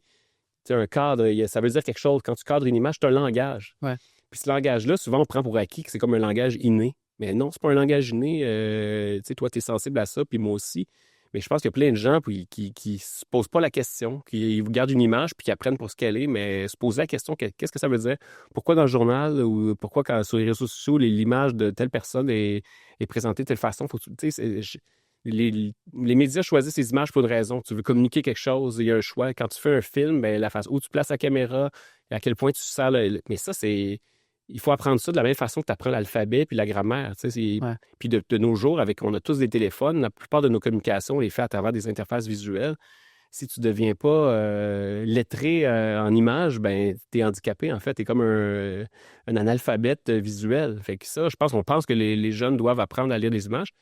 Puis d'autres choses aussi qu'on a dit, c'est que je pense que c'est le dernier endroit où on peut contrôler ce que nos jeunes regardent. Parce que dès le jour où les jeunes ont une tablette ou un téléphone dans tes mains, on perd le contrôle sur leur consommation culturelle. Ouais. C'est pas comme à l'époque où tu mettais le canal 2, puis que tu les assoyais loin de la TV, puis ils étaient pas de se rendre, aller tourner à la roulette ou appuyer sur la télécommande. De nos jours, ils contrôlent ce qu'ils voient. Fait que à l'école, c'est le seul endroit où tu peux contrôler leur consommation culturelle. Donc, d'intégrer des œuvres audiovisuelles québécoises, d'utiliser tout ce qui s'est fait ici, puis qui se fait ici, justement, de façon contemporaine, pour justement que ce soit que ça fasse partie de leur hygiène, que ça fasse partie de leur façon d'être. Fait que c'est ces interventions-là qu'on juge que, c'est toutes des choses qui me semblent des évidences, que ça aurait dû être fait avant, mais nous, on dirait qu'on a tout rassemblé ça dans le rapport, puis on a dit, il me semble que faisons tout ça. Puis je sais que là, les fonctionnaires, ils reçoivent ça, puis ils se disent, mon Dieu, OK, comment on va tout faire ça? Mais pour moi, il y a vraiment un enjeu de priorité nationale. C'est pas des vœux pieux qu'on fait, c'est vraiment des recommandations qu'on pense qu'ils doivent être faites pour le bien, pour le bien de la société. Un autre truc que les gens ne se rendent pas compte, c'est que sur la câble-distribution, c'est-à-dire la télé, tu as des taxes qui financent déjà la culture. Mais par contre, ces taxes ne sont pas suivies avec les services Internet, vu que les services Internet ont un peu, veut pas, au fil du temps, remplacer la câble-distribution. Donc, une des idées, c'est qu'on prenne une partie... Juste résumer ce que tu viens de dire, juste pour que les gens comprennent. C'est le Fonds des médias du Canada est financé de 2 façons. Patrimoine canadien met de l'argent. Donc c'est pour la culture. Et la majorité de l'argent vient de 5 % des revenus bruts des câblos-distributeurs. Vidéotron, Rogers, Bell prennent 5 % des revenus bruts que les citoyens payent pour leur abonnement au câble. Et eux, sans que ce soit une taxe, ça fait partie du forfait, mais c'est les compagnies qui doivent le verser. Mais effectivement, la chose qui ne s'est pas faite au CRTC, c'est de prendre, au lieu de que ce soit seulement la câblo-distribution qui fasse ça, peut-être qu'ils auraient pu faire la même chose avec les connexions Internet. C'est le jour où les gens consommaient le contenu beaucoup par l'Internet, ils auraient pu aussi aller chercher cet argent-là. Mais évidemment, les compagnies qui vendent les connexions Internet, qui sont sensiblement les mêmes qui vendent la câblo-distribution, ont refusé de payer en disant que quand ils vendent la câblo-distribution, c'est du contenu audiovisuel, mais quand ils vendent de l'Internet, c'est pas juste du contenu audiovisuel. C'est aussi envoyer des fichiers Excel par Internet, c'est aussi de la porno, c'est aussi... c'est de l'audiovisuel la porno, mais bon, c'est plein d'autres choses. Donc là, ils ont trouvé une espèce de dérogation en disant « c'est un tuyau, on n'a pas d'influence sur ce qu'il y a dans le tuyau. » Donc là, la Cour suprême a jugé qu'effectivement, ils n'étaient pas tenus de payer. Fait que là, qu'est-ce qu'a fait le CRTC? On va se tourner, ça a pris 25 ans. Ouais. Avec C-18, on va se tourner vers les plateformes américaines. Et là, ça, c'est la loi C11, et là, on est un peu pris en cours en ce moment. Fait que là, fait que là, nous autres, l'idée qu'on propose, je vais sauter où tu t'en allais. En fait, ce qu'on s'est dit, c'est qu'au Québec, pour stabiliser un peu le système puis avoir un peu de prévisibilité, pour pas dépendre juste de la volonté d'un ministre de la Culture de mettre tant d'argent versus un autre qui veut pas en mettre, c'est pourquoi on trouve pas une façon qu'une partie du financement, tantôt je disais, il y a des crédits parlementaires qui est ce que les politiciens votent pour injecter comme argent, puis il y a des crédits d'impôt. On aimerait ça ajouter une troisième source d'argent, qui serait une ponction de la TVQ. Donc, au Québec, on n'a pas de contrôle sur les télécommunications comme à Ottawa avec le CRTC. Le CRTC, c'est fédéral. Exactement. Mais ce qu'on a au Québec, c'est un contrôle sur la loi de la consommation, la loi de protection du consommateur. Donc, ce qui fait en sorte qu'on peut intervenir sur la TVQ, la taxe de vente du Québec. Donc, ce qu'on propose de faire, c'est d'identifier des gestes de consommation de contenu qui sont les achats avec d'appareils connectés, des téléphones, des tablettes, tout ça, les abonnements à des plateformes numériques, qu'on soit abonné Netflix, Crave ou Tout.tv, donc les plateformes payantes, les billets de cinéma, qui est une consommation de contenu, mais aussi les abonnements aux connexions Internet et aux mobiles. Donc, de prendre tous ces gestes de consommation-là, puis de prendre des pourcentages de TVQ qui est déjà collecté. Là. Donc, c'est pas une nouvelle taxe, c'est de la TVQ que ça fait pas plus cher aux consommateurs. Exactement. Mais au lieu que cet argent-là s'en aille dans le fonds consolidé, là, qui est l'espèce de pot d'argent où toutes les taxes s'en vont, nous, on dit, pourquoi on ne redirige pas un pourcentage de cet argent-là qui sert à consommer du contenu, puis on ne le redirige pas pour financer du contenu localement. Donc, on se sert des évolutions technologiques ou des nouvelles formes de consommation de la population, mais qu'on se sert de cette évolution-là. Donc, puis en général, ces montants-là évoluent avec le temps parce que, justement, il y a plus de téléphones qui se vendent, des connexions, tout ça. Qu'on envoie de l'argent pour financer l'audiovisuel, pour qu'il y ait du contenu local qui se produise, qui se retrouve dans ces appareils-là, puis dans ces jeux de consommation-là. Donc, on se sert de la consommation du public pour financer le contenu. Puis, le CNC en France est financé de cette façon-là. Ça fait partie des mécaniques qui existent. Il y a des pays comme la Grande-Bretagne, eux, ils se financent à travers les loteries, mais nous, on trouvait plus logique de lier des gestes de consommation liés au contenu pour financer le contenu. Ouais. On trouvait qu'il y avait une espèce une logique industrielle. Un contenant, tu payes pour un contenant, puis tu as du contenu. Les deux, tu payes pour du contenant ou du contenu, mais qu'au moins, ça refinance la culture locale. C'est ça qu'on a proposé, justement, pour que ce soit évolutif. Quand je parlais de ne pas avoir des règles figées au début, de ne pas être dans des espèces de règles. On va, OK, les connexions Internet, c'est ça. Puis là, le jour où les connexions Internet, c'est rendu autre chose. Mais là, on est baisé. Mais là, nous, l'idée, c'est vraiment de trouver plusieurs gestes de consommation. C'est comme une suspension indépendante. S'il y en a un qui baisse, il y en a un autre qui va monter pour justement pérenniser puis rendre flexible le système, puis plus résilient, puis donner un peu de prévisibilité sur les prochaines années. Ouais. Vous parlez beaucoup de souveraineté culturelle, souveraineté numérique. C'est beaucoup de trucs de ramener du fédéral au provincial, en partie, dont, et par exemple, réformer la fiscalité numérique, mettre en place un filet social pour les artistes, créer un conseil de la radiodiffusion et des télécommunications québécois, comme le CRTC au niveau fédéral, gérer directement les traités de coproduction et entente avec les pays francophones, mettre à jour la loi sur les droits d'auteur avec la réalité d'intelligence artificielle. On dirait que ça touche beaucoup aux arguments de la souveraineté politique. C'est de ramener du pouvoir ici pour pouvoir mieux s'autogérer. Mais c'est sûr que quand tu passes un an, tu passes beaucoup de temps à regarder l'écosystème dans lequel on baigne, il y a beaucoup de décisions sur lesquelles on n'a pas de levier. Mm-hmm. C'est frustrant. C'est frustrant parce que le CRTC n'a pas historiquement bougé très vite par rapport à Internet. Ça leur a pris beaucoup de temps à réagir. Ils ont laissé aller l'Internet au début en disant qu'il fallait laisser l'innovation évoluer. Mais ils avaient dit qu'après 5 ans, ils devaient réviser ces décisions-là, puis ils n'ont jamais intervenu sur Internet. Ils ont vraiment laissé ça aller. Puis avec les conséquences qu'on a vécues, puis tout le reste, c'est toutes des choses, effectivement, que tu regardes, puis après ça, bon, la souveraineté, ça, c'est une question... c'est ça. C'est une autre chose, mais c'est tout relié. Mais c'est sûr que dans le cadre de notre rapport, on ne voulait pas faire un rapport dont la majeure partie c'était de faire des demandes à Ottawa pour lesquelles on allait se faire dire non. Parce que honnêtement, la situation urge trop pour qu'on fasse de la politicaillerie avec ça, là. On savait qu'on se ferait dire non, on savait que ce serait trop long. On s'est dit, qu'est-ce qu'on peut faire, qu'est-ce qu'on peut recommander qui peut être implanté réellement. Concret, de façon pragmatique. Donc, c'est pour ça qu'on le mentionne dans le rapport en disant, on aurait pu faire ça, mais on ne l'a pas fait. On pourrait dire que c'est pas comme si on avait dormi au gaz et on n'avait pas vu ces choses-là. C'est juste on est allé à des endroits où on pouvait vraiment intervenir. Ouais. Les deux points importants que je veux amener, adopter une culture de la donnée. Parce que notamment, la raison pour laquelle on consomme autant de contenu Netflix, parce que Netflix nous comprend bien qu'est-ce qu'on aime de par toutes les données qui sont reliées à notre consommation. Qu'est-ce qu'avoir une culture de la donnée, ça peut apporter de plus positivement? La donnée, je pense que on le sait, là, ce qui fait que Meta peut faire de la publicité ciblée, Google, tout ça, c'est parce qu'elle détient des données. Elle regarde ce que tu consommes. Elles peuvent analyser les patterns, ce que tu consommes toi, mais elles regardent ce que tu consommes toi et ils font ce qu'ils appellent des look-alike. Ils regardent tous les gens, les Olivier qui consomment des contenus similaires, puis ils peuvent te proposer des choses en conséquence. Donc, c'est de l'intelligence d'affaires de la donnée. C'est pas juste un dashboard avec des belles statistiques pour se faire plaisir, pour se trouver bon. Puis on l'a vécu, tu sais, quand on regarde, on travaille avec le gouvernement, on s'aperçoit que finalement, que, tu sais, la SODEC a plein de données parce que, tu sais, la SODEC a tous les budgets d'audiovisuel, voit tous les coûts, voit tout. Dans le fond, la SODEC, elle sait tout. Après ça, je comprends qu'il y a des secrets d'affaires et que tu veux pas que tout soit partagé, mais c'est certain que tout ce qui est consommé sur les plateformes, il y aurait moyen de savoir comment performent les contenus québécois. Après, il y a beaucoup de données sur l'emploi.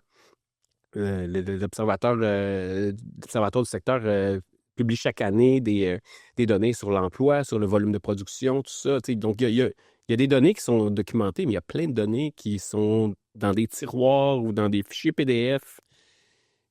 Mais c'est juste qu'on dirait que les gens, il n'y a personne qui réalise l'importance, justement, que dès que tu te fais financer par l'État, on devrait exiger que tu fais des données descriptives sur ton contenu. Ouais. Dans le sens que tu dois documenter sur IMDb, sur plein pour que quand ton contenu existe dans l'Internet, il y a des mots-clés. Si les gens le recherchent, ils peuvent se rendre. Si tu ne fais pas bien ça, ton contenu peut exister, peut vivre dans l'interweb en flottant comme une planète en dérive. Puis là, personne ne sait que ça existe. Fait que, tu sais, ça, c'est la base. Après ça, la consommation du contenu, de savoir que si le gouvernement a mis de l'argent dans un contenu, bien, savoir combien de gens l'ont vu. Pour moi, c'est quand même... Ouais. C'est un genre de retour sur investissement élémentaire. Après ça, de savoir combien d'argent, dans tout l'argent qui est investi par le gouvernement, combien se retrouve dans les mains des scénaristes versus des réalisateurs versus des producteurs. Ça, c'est souvent les syndicats se demandaient est-ce que l'argent ruisselle? Mais ça, le gouvernement, tu sais, s'il y avait vraiment des chiffres anonymisés avec les budgets, puis on pourrait savoir depuis 10 ans, est-ce que les acteurs ont plus ou moins de pourcentage des budgets? Comment ça a évolué les cachets? Tu sais, souvent, tu entends une chose. Il y a des gens qui disent mon Dieu, ça n'a pas d'allure, les salaires ont monté, tel poste tel rôle fait plus d'argent dans les budgets, versus d'autres gens qui disent non, ça n'a pas de sens depuis 10 ans, on fait moins d'argent. Dans tout ce qu'on a entendu, on a entendu une chose et son contraire. Ça aurait été bien d'avoir des données qui nous disent la réalité des choses. Parce que si on veut faire une intervention, surtout dans le cadre d'un groupe de travail qu'on était, Ouais. bien, ça nous prend des données limpides. Puis ça, il y a des choses auxquelles on n'a jamais réussi à répondre de façon claire. Fait que c'est sûr que la donnée, on a fait un gros chapitre là-dessus. Puis c'est un des endroits où on est allé le plus précisément parce qu'on voulait pas que ce soit juste comme « Ah, ça prend des données, occupez-vous-en ». Non, on voulait dire « Non, il a vraiment pensé à notre affaire. Là. Il y a vraiment une réflexion derrière ça ». Puis après ça, là, c'est une technicalité, mais on a confié ça au ministère, au MCC, le ministère de la Culture et des Communications, en disant que c'est eux qui devraient s'en occuper. Peut-être qu'ils n'ont pas les compétences, mais nous, là, c'est une recommandation stratégique. Ouais. On trouve que ceux qui pilotent le budget du secteur culturel devraient avoir une vision 360 de comment se déploie. Un dashboard. Un dashboard, mais vraiment 360. Après, bon, je sais que dans le gouvernement, là, des fois, il y a des machines qui sont pas adaptées à certains usages, puis il y a des gens qui remettaient, en tout cas, les gens qui travaillent au sein du gouvernement disent « Ah non, on ne comprend pas comment ça pourrait être concrètement pris en charge par le ministère de la Culture. » Mais nous, on trouvait stratégique de leur confier cette mission. Dernier point que je vais amener, structurer une stratégie d'exportation, donc profiter de notre francophonie pour faire des alliances avec les autres francophonies. Par exemple, un fonds mis en place avec des partenaires tels que la France, la Belgique, la Suisse, le Luxembourg et d'autres territoires francophones qui stimulera les collaborations internationales, favoriserait la circulation des œuvres à forte valeur artistique et renforcera les liens entre les écosystèmes culturels francophones. On dirait que ça a juste du sens. Oui. Puis, je suis désolé encore d'utiliser un exemple des pays scandinaves, mais les pays scandinaves ont créé quelque chose qui s'appelle le Nordisk Fund, qui est un fonds où ils se sont mis ensemble, ils se sont dit, bon, ben là, ce serait bien qu'on se donne les moyens de faire des séries qui voyagent dans le monde. Ils ont mis de l'argent dans un pot. Ils se sont dit, autant les télés privées que publiques, les institutions de financement, puis ils se sont mis ensemble, puis ils se sont donné des critères de dire, bon, on va prendre les meilleures séries, à chaque année, les meilleures séries, les meilleurs films, puis on va les financer mieux pour qu'il y ait une meilleure valeur de production, pour que leur potentiel d'exportation soit augmenté. Bien, c'est ce qu'on dit, mais on devrait le faire avec les pays francophones. T'sais, on se dit, ce modèle-là est intéressant. On a tout intérêt à ce que les produits francophones voyagent le plus possible, soient vus. Puis on a tout intérêt à tisser des liens économiques avec ces pays-là. On l'a vu, là, notre voisin du Sud n'est pas nécessairement le meilleur partenaire d'affaires en ce moment. Mhm. Et tout le monde, ça a été la première réaction de Mark Carney quand il a été élu. Là, il s'est retourné il est allé voir l'Angleterre, la France, les partenaires historiques. Et nous, on dit ça, dans la culture, nous se retourner vers les pays francophones, c'est quelque chose de naturel. Tout le monde souhaite qu'il y ait plus de coproduction qui se fasse, mais c'est très compliqué là, pour en essayer. J'en fais déjà, là, c'est long, c'est compliqué. Il n'y a pas tant d'avantages financiers. L'avantage financier, c'est qu'en fait, c'est que tu vas chercher 2 partenaires. Donc, tu as plus d'argent, mais c'est des fois, juste avoir 2 partenaires, c'est 3 fois plus compliqué. Fait que des fois, tu n'as pas d'incitatif financier direct. Là, ce qu'on dit, c'est mettons de l'argent pour qu'il y ait vraiment un incitatif financier direct à faire des partenariats, puis que ça déclenche, en fait, la possibilité d'avoir accès à cet argent-là. Donc, c'est vraiment... Puis ce qu'on dit, c'est que le Québec soit le premier à mettre de l'argent dans le chapeau. Là. Montrons l'exemple, puis montrons qu'il faut que ça se fasse. Mais ça, pour moi, c'est clairement une priorité de catégorie A. Est-ce que vous êtes inspiré de la Corée du Sud, par hasard? On a examiné ce qui s'est passé dans la Corée du Sud. C'est des choses qu'on peut retenir, considérant qu'ils ont une grande exportation culturelle depuis quelques années? Bien, je pense que ce qu'on peut retenir, c'est le geste global qui est celui de genre, à un moment donné, quand tu décides que c'est une priorité, ben, tu t'arranges pour que toute la machine suive. Tu sais, c'est ça. C'est pour ça qu'on a appelé notre rapport une stratégie nationale. On dit que c'est une stratégie nationale, c'est un tout. C'est pas comme une série d'interventions, comme une liste d'épicerie que tu coches. Là. C'est une intervention écosystémique où tu essaies de faire bouger l'écosystème dans la direction que tu veux qu'il aille. C'est ça qui s'est passé. Mais c'était beaucoup en Corée du Sud, ils ont appelé ça du nation building. Donc, c'était presque une stratégie de positionnement stratégique. Tu sais, en marketing, on appelle ça du branding. C'est une façon de se positionner ou du soft power en politique. C'est vraiment une façon de te positionner dans l'échiquier mondial. Ça venait du premier ministre coréen qui s'est assis avec les grandes entreprises privées, les grands conglomérats médiatiques. Ils ont regardé puis ils ont vraiment mis, on va dire un beau mot en français, un shitload d'argent qui a ruisselé vers les artistes. Puis ils ont vraiment fait sortir, c'est comme si tu ensemences le gazon puis le jardin là, massivement avec de l'engrais, t'arroses. Puis là, quand ça pousse, là, tu mets de l'engrais, puis là, tu fais pousser, puis tu t'assures que... Puis ça a eu des conséquences, tu sais, des films comme Parasite, la K-pop, puis là, en ce moment, les séries sur Netflix... Tu sais, c'est la conséquence de ça. Mais eux, ils l'ont fait vraiment avec des produits très, on va dire, populaires. Ben, peut-être pas Parasite, qui était plus un film d'auteur d'une certaine façon, mais nous, il faut faire une stratégie dans le même esprit, mais avec à la québécoise. Qui nous ressemble avec une façon, tu sais, une empathie pour moi. Tu sais, un Denis Villeneuve qui va faire le prochain James Bond qui a fait Dune. Tu sais, il y en a plein d'exemples québécois, sans se péter les bretelles et dire qu'on l'a déjà fait. Il y a plein d'exemples qui montrent qu'on performe en audiovisuel, qu'on est bon. Mm-hmm. Tu sais, notre rapport, il n'est pas parce qu'on n'est pas bon au Québec. Au contraire, on détient quelque chose, on est fiers. Le star system québécois, là, c'est ce que nous envient les Canadiens anglais. Les Canadiens anglais, quand tu as du succès en anglais au Canada, tu déménages à New York ou à LA parce que c'est ça ton cheminement. Au Québec, quand tu as du succès au Québec, ben tu es une star au Québec, puis ça fait en sorte qu'on pouvait faire une vedette, faisait des couvertures de magazines, allait dans des quiz, jouait dans un film, une série, roulait, puis des fois, on trouvait ça drôle un peu dans le sens qu'il y avait un petit côté... je sais pas, comme si on était insulaire, mais en même temps, c'était notre force. Les Canadiens anglais nous enviaient. Tu sais, il y avait tout le temps la statistique au Canada anglais sur les 50 émissions les plus regardées. Il y en avait 49 qui étaient américaines, mais au Québec, sur les 50 émissions les plus regardées, il y en avait 49 qui étaient québécoises. Fait qu'on avait bâti ça. Là, je pense qu'il faut juste... Réorienter ça, mais avec la même ambition on doit être les premiers consommateurs de notre contenu. L'exportation, pour moi, c'est que si on ne consomme pas notre propre contenu, j'ai de la misère à voir comment on va l'exporter. Ouais. Puis clairement, ça marche parce que la Corée du Sud a réussi. Fait que si on met un peu d'effort... Oui. Moi, je pense qu'on n'a même pas besoin de se comparer. On a juste à mettre l'effort, puis à se botter le derrière, puis à faire le meilleur contenu possible, puis à faire en sorte qu'il y ait un jour les publics.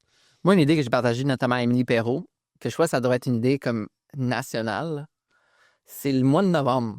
Le mois de novembre devait être le mois de la culture dans le sens où c'est tellement un mois sombre, mais comme d'un point de vue météo. Ouais. C'est changement d'heure, il n'y a pas grand-chose qui se passe, c'est transitoire entre 2 saisons, il n'y a pas de sports hivernaux encore, puis les sports d'automne, c'est le vélo montagne que ça finit, etc. Ça va être un mois qui la culture est tellement encouragée pour justement retourner dans les musées. Moi, chaque mois de novembre, chaque semaine, c'est un musée, un film au cinéma, puis une pièce de théâtre. Ben écoute... Mais on dirait que tout a du sens, tu sais. Ah oui, mais je suis d'accord avec toi. Parce que sinon, qu'est-ce qu'on fait d'autre le mois de novembre? T'sais, on attend, puis on sonne des pouces, puis on magasine pour Noël. Puis souvent, les achats des billets se font longtemps à l'avance, de toute façon. Ah oui. Fait que c'est séparé du but. Ben, il y a le 12 août qui est le livre pour le livre québécois, mais on pourrait avoir un mois pour l'audiovisuel ou un mois pour la culture. Mais je suis d'accord avec toi, ça prend des gestes comme ça. Tu sais, le 12 août, je pense que le livre, c'est une initiative qui est venue de façon... Ça marche tellement bien maintenant. Exactement. Il y a tellement de momentum. Mais je t'incite à le démarrer. Ministre de la Culture, let's go. Tantôt, tu as un peu touché le sujet, mais justement, la relation paradoxale entre le fait qu'on aime YouTube, mais que YouTube est aussi une menace. Comment avez-vous navigué ça, ce paradoxe-là? On l'a pas navigué, je pense. En fait, on a accepté que YouTube est extrêmement puissant, puis c'est installé. Tu sais, il y a nulle part dans le rapport on dit qu'il faut pas compter, pas aller sur YouTube. Ouais. Mais je pense que ce qu'on se dit, c'est qu'il faut y aller parce qu'effectivement, les gens sont là. Mais au final, il faut se poser la question qu'à un moment donné, puis là, je reviens à ce que je disais tantôt, je pense que de détenir la relation avec l'audience, c'est que un abonné sur YouTube, c'est un abonné qui appartient à Google. Ouais. Le jour où Google décide de déprogrammer ton compte, là, je l'ai vécu là, il y a une semaine, on a commencé à mettre sur notre compte YouTube des contenus où il y avait des contenus d'une série qui s'appelle Sexplora qu'on a produite. On l'a juste mis sur notre compte YouTube pour la mettre sur notre site web avec Urbania. Et là, bang, on reçoit un email de Google comme quoi notre compte est fermé parce qu'il y avait du contenu de nature sexuelle. T'sais, on s'entend, Sexplora, c'est une série sur la science du sexe. C'était pas une série porno du tout. Mais là, l'algorithme a détecté des contenus non légitimes. Évidemment, on aurait eu des contenus avec du monde en train de s'égorger puis se couper la tête, sûrement qu'il l'aurait toléré. Mais là, le sexe, on sait que c'est... Mais là, ça avait fallu vraiment... Puis heureusement qu'on est un média puis qu'on a des contacts chez Google puis qu'on a été capable d'appeler des gens pour qu'ils nous rembarquent. Mais ils nous ont dit, vous êtes chanceux d'avoir été capable de parler à quelqu'un parce que si vous étiez passé par le chemin habituel, l'espèce de labyrinthe que quand tu essaies d'avoir le... Ils font exprès que c'est un labyrinthe. Oh, oui, c'est une espèce de service à la clientèle là, où tu n'as pas un humain dans la machine, dans tout ça. Ben c'est ça, c'est dans des moments comme ça que tu t'aperçois, on ne contrôle pas notre destinée quand on est sur les plateformes américaines. Fait que, moi, je pense qu'il faut être là, il faut exister dans ces plateformes-là, mais il ne faut pas que ce soit une fin en soi. T'sais, la souveraineté numérique, c'est aussi de se poser la question de c'est quoi l'infrastructure qu'on veut contrôler. Mm-hmm. Mais je trouve justement l'initiative de Tout.tv de mettre le premier épisode gratuit sur YouTube pour ensuite te ramener sur la plateforme, ça, je trouve ça impeccable. Ben, c'est exactement ça. Moi, c'est comme ça que je vois les plateformes américaines puis les réseaux sociaux maintenant. Je vois ça comme c'est la partie de découvrabilité. C'est une partie promotionnelle. Bien dit, ouais. Mais après ça, il faut que tu trouves une façon que après le deuxième épisode ou après X moments, ben là, tu ramènes les gens vers ta plateforme. Et ça, c'est un effort pour les médias, pour les diffuseurs, de justement de devenir très bon en marketing pour accrocher les gens, mais trouver une façon que tu les fasses revenir sur ta plateforme. Puis après ça, pour les gens de technologie, puis les designers, puis les gens de UX, ben c'est que ta plateforme elle soit aussi bonne que les plateformes mondiales. Le standard de YouTube et de Netflix, pour moi, on est condamné à être aussi bon qu'eux, là. Ça, c'est... Puis si on a fait des moins bonnes plateformes, mais là, c'est sûr que le YouTube va faire en sorte qu'ils vont garder l'audience. Évidemment, je suis dans mon biais algorithmique de dire ça, mais je trouve que le documentaire occupe une très belle et grosse place sur Netflix. On dirait qu'il y a un mouvement sociétal de documentaires quand même. T'sais, on va voir maintenant, j'ai été voir des documentaires au cinéma, chose que je faisais pas il y a 20 ans. Les documentaires sont rendus tellement bons, la remise en œuvre des archives en 4K, puis la colorisation, puis l'intelligence artificielle dans tout ça. Puis je trouve que, on dirait, les films que je parle à mes amis, puis les films que les amis me parlent, c'est tout le temps des documentaires ou presque. Est-ce que tu sens qu'au Québec, on est un peu en arrière côté documentaire, puis documentaire innovant, captivant? Au Québec, on a été les pionniers du documentaire. L'ONF, le cinéma direct, ça a beaucoup... L'ONF a été un joueur clé dans le cinéma direct. Là, ça a été Pierre Perrault. On a une institution, puis les Québécois, on est particulièrement... Après, c'est sûr qu'il y a eu beaucoup de chaînes, des chaînes comme Canal D, qui avaient ses docu-D avec des documentaires à Radio-Canada, Télé-Québec. Il y en a plein de documentaires qui se font. C'est juste que je pense que c'est aussi dans la promotion, la manière de les faire connaître. Mais je suis d'accord avec toi qu'en ce moment, c'est pas l'âge d'or du documentaire au Québec. C'est pour ça que dans nos documents, on a vraiment donné la mission aux médias publics de s'occuper de ce pan-là. Ils en font déjà du documentaire au Québec, mais je pense que ça prend une offre variée de documentaires de tout format. Ça prend des documentaires sur YouTube, ça prend des documentaires de 4 minutes, ça prend des documentaires d'1 heure et demie, ça prend... Je pense que ça aussi, de Puis de faire des documentaires pour tous les publics, moi, c'est ma forme préférée dans la vie. Là. C'est l'affaire que j'aime le plus. Fait que c'est sûr que j'ai une sensibilité. Puis j'aime vraiment le documentaire sur des sujets qui, tu sais, Je ne pensais pas aimer. Ouais, c'est qu'en fait, je trouve que quand tu utilises. Puis je pense que ce que Netflix a su faire, c'est d'appliquer beaucoup les codes de la fiction documentaire. Exact, ouais. Tu sais, de rendre ça, d'avoir des cliffhangers, de t'accrocher. Avec la fiction maintenant, tu sais, que comme tu as une partie acteur, tu as une partie réelle. C'est pas des gens qui existaient. Je pense juste que Netflix, le fait que ce soit algorithmique, ça a comme accentué. Après ça, ça a un côté standardisation. Après ça, il y a comme une recette de documentaire Netflix maintenant. Cela dit, je pense quand même que ça a été très bon parce que justement, avant le documentaire, tu disais le mot documentaire puis les gens bâillaient en se disant c'est plate, c'est un plan séquence qui dure 8 minutes et il se passe rien. Là, je pense que les gens ont compris que le documentaire pouvait être narrativement captivant. Ouais. Planet Earth, on dirait, ont quand même ouvert la porte, tu sais. Je me souviens, les premiers documentaires que je parlais avec mes amis, c'était Planet Earth. Oui, parce la que BBC. La BBC, c'est une institution en documentaire. Technologiques qui permettent des plans incroyables. Oui. Tu sais, ça a aucun sens, les plans. Mais tu sais, l'ONF, qui est un institut fédéral, tu sais, a inventé IMAX, a inventé le cinéma direct. Tu sais, Daniel Langlois, Softimage, était passé par l'ONF. Tu sais, on se rend pas compte qu'il y a des petits bijoux comme ça au Québec, même si c'est une institution fédérale. Il y a quand même beaucoup de choses qui ont été développées au Québec à l'ONF. Tu sais, c'est ça, ça fait partie de notre patrimoine. Fait que je pense que là, il faut juste le mettre au goût du jour. La découvrabilité. Oui, puis donner la chance à des talents de pouvoir s'exprimer, d'expérimenter, essayer des affaires. Je pense que c'est ça aussi. Tu sais, à un moment donné, là, on est rendu au stade là, où je pense que d'ensemencer le jardin, de mettre de l'argent, que les créateurs puissent s'en emparer, inventer des choses, qu'il n'y a pas juste des contraintes de faut que je vende mon show à une chaîne télé puis le faire financer puis faire la ronde de là. On propose des studios de création avec le média public. C'est un petit peu ça l'idée. C'est qu'un jeune créateur qui a une bonne idée, qui puisse rapidement, sans faire l'espèce de longue file d'attente, d'aller déposer. S'il a besoin de 5 000 $ pour faire un documentaire, trouvons une façon qu'il aille shooter rapidement puis qu'il sorte ça vite. Puis il faut accélérer. Il faut être de notre temps. Là. Je serais tellement curieux de voir le youtubeur maire de Laval, justement, faire quelque chose avec le budget de l'ONF, faire quelque chose. Il est là-dessus, il me semble. Hein? Ben, je sais pas. Je peux pas parler, mais... Mounir est sur un projet avec l'ONF. Moi, c'est sûr que Mounir, j'adore ce gars-là. On a fait un reportage sur les nouveaux souverainistes avec lui. C'est ça, mais Mounir, pour moi, c'est un exemple à suivre. C'est un fils d'immigrants marocains, c'est un fier Québécois, il est fier de sa langue, il est actif en podcast, il est actif sur YouTube, il y a des choses à dire. Il comprend les codes, il y a de l'opinion, il veut brasser. T'sais, pour moi, il incarne un peu la raison, ou toi aussi. Ce rapport-là, je l'ai fait pour des gens comme ça. Je veux que vous en bénéficiez, vous ayez le sentiment qu'on vous a défriché un chemin dans lequel dont vous allez profiter. Ça. Ouais. Jusqu'où va la corrélation entre l'argent et la qualité créative, selon toi? Oh boy. Grosse question. Est-ce que tu penses que c'est comme ça l'avance, puis à un certain niveau, ça stagne? Écoute, je te dirais que plus il y a d'argent, plus il y a du risque, plus des gens ont peur. En général, tu sais, puis je suis sûr qu'on demanderait à Denis Villeneuve, là, c'est quoi se faire confier un budget de 250-300 millions? C'est sûr qu'il y a beaucoup de gens qui te mettent de la pression. Chaque décision que tu prends, là, t'es-tu sûr que tu veux faire ça de même? T'as-tu vraiment besoin de faire ça? T'as-tu vraiment besoin d'aller shooter à tel endroit? T'as-tu vraiment besoin de telle caméra? T'as-tu besoin de telle lentille? Il y a plus de monde. Ben, c'est sûr que les gens te challenge parce que là, tes décisions que tu prends coûtent cher. Après ça, faire des choses avec rien, moi, je trouve que c'est... Moi, c'est pour ça que j'ai lancé un magazine quand j'avais 25-26 ans. J'avais rien à perdre, j'avais pas d'enfants. J'ai lancé une business aussi quand j'étais très jeune. C'est sûr que le moment où tu n'as rien à perdre dans la vie, ben, c'est le meilleur parce que là, tu joues le tout pour le tout, puis c'est pas grave. Plus tu avances en âge, puis plus le besoin d'avoir de l'argent pour faire...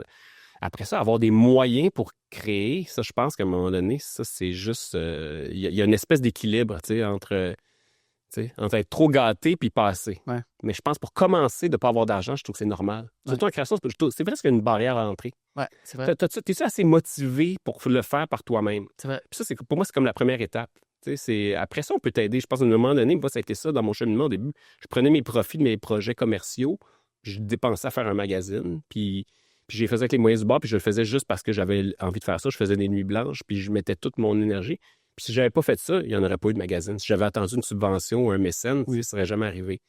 À un moment donné, j'ai découvert justement que... C'était beaucoup quand j'ai commencé à faire de la télé, justement, que j'ai découvert, OK, il y a des endroits dans le monde du contenu où tu peux avoir de l'aide financière. Le gouvernement croit assez que c'est important, cette forme de création-là, pour soutenir le secteur. Quand j'ai vendu des shows de télé, j'ai fait comme OK. Il y a comme moyen de bien payer les gens, d'avoir des moyens. Puis c'est ça. Moi, ça a été une espèce d'éveil à ce moment-là. Puis c'est pour ça que je crois à ce système-là après coup. Mais je pense qu'il y a le but, puis c'est un peu ce qu'on dit dans le rapport aussi.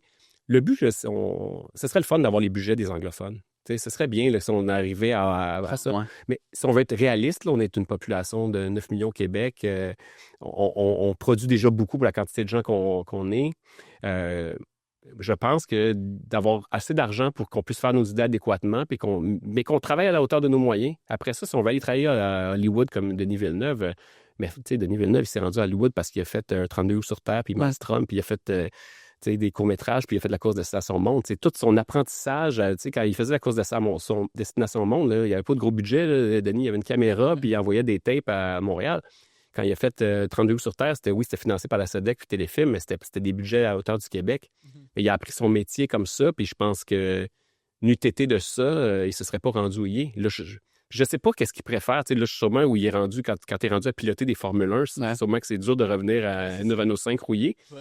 Mais il demeure que, c'est ça, je pense que d'avoir une espèce d'écosystème sain, puis d'avoir des budgets pour qu'on travaille, d'avoir un peu de contraintes, c'est pas mauvais. Ouais, 200%. C'est justement une question. Jazz, how much time left? OK. So, I'll ask 2 more questions fast. Justement, une question que j'ai pas posée. Est-ce que malgré que le rapport c'était sur l'audiovisuel, il y a eu des échos de l'industrie photographique par hasard? Non, pas de l'industrie photographique spécifiquement. Ou sinon, mettons, question rattachée à ça, selon ton expérience, où s'en va la photo? Je m'étais pas préparé à la réflexion. Ben, la photo, pour moi, c'est comme un art intemporel. Dans le sens, la photo, c'est capturer un moment. Mm-hmm. Il est figé, il est comme ça. Je pense qu'à l'ère de l'IA, à l'ère justement où, je me souviens quand Photoshop est arrivé, les gens pensaient que Photoshop allait ruiner la photo. Finalement, il y a des gens qui utilisaient bien Photoshop, et il y a des gens qui utilisaient mal, ça va être la même chose avec l'IA. Je pense que on veut un regard dans la vie. Quand je regarde ton travail, par exemple, je sens ta démarche, t'aimes la relation avec les humains, il y a un échange de regards, tu as capturé tu as une démarche, tu as une signature. Je pense que ça, peu importe qu'on soit en 1932 ou qu'on soit en 2044, je pense que des gens qui ont un œil, puis qui captent la vie, puis qui nous le partagent, on va tout le temps en avoir besoin. Après ça, je pense que c'est les modèles économiques. Ouais. Puis ça suit tout le temps la technologie, combien ça coûte. À l'époque, ça coûtait cher avoir un appareil photo, ça coûtait cher à développer, c'était compliqué à distribuer. Maintenant qu'on a tout un téléphone dans notre poche, tout le monde est un photographe. Puis tu le veux, Instagram fait en sorte que tout le monde a l'air de... les filtres, tout le monde a l'air bon. Après ça, qu'est-ce qui va perdurer à travers le temps? C'est le regard, c'est qu'est-ce que tu as à dire. C'est qu'est-ce que... il faut que tu aies une démarche. Mais ça, c'est comme n'importe quel créateur. C'est de faire une bonne photo, tout le monde est capable. Ouais.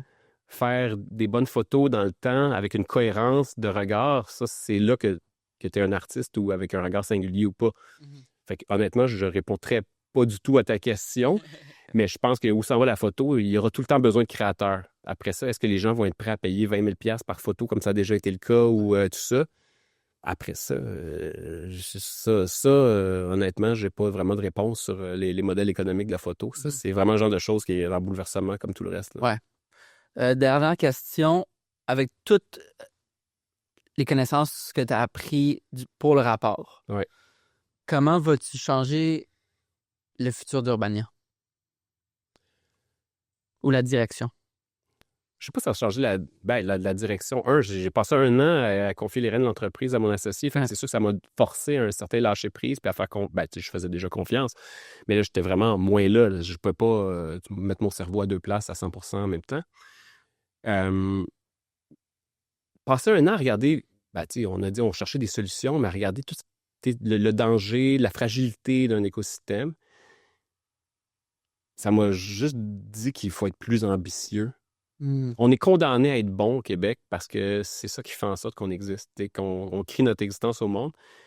Mais la couche supplémentaire, c'est justement des enjeux comme la souveraineté numérique, les plateformes. Il y a beaucoup de choses que je voyais comme des choses desquels je me résignais. J'étais comme, là, j'ai le goût qu'on prenne le contrôle de notre destinée. Tu sais, j'ai le goût que, oui, on soit bon en contenu, mais qu'effectivement, que si on veut bâtir des plateformes à notre image, qui correspondent à nos besoins, puis je pense qu'il faudrait peut-être qu'on se botte le derrière, puis qu'on laisse pas les autres décider à notre place. Moi, c'est beaucoup ça que j'ai retenu, c'est la prise en main. Puis je pense que le service public te force à ça, parce que je pense que tu sais, Mounir, il est devenu souverainiste pendant la pandémie quand il a vu que Trudeau donnait des chèques de PCU. Il dit ça un peu pour provoquer. Ouais. Parce qu'il a réalisé qu'un gouvernement pouvait faire des choses.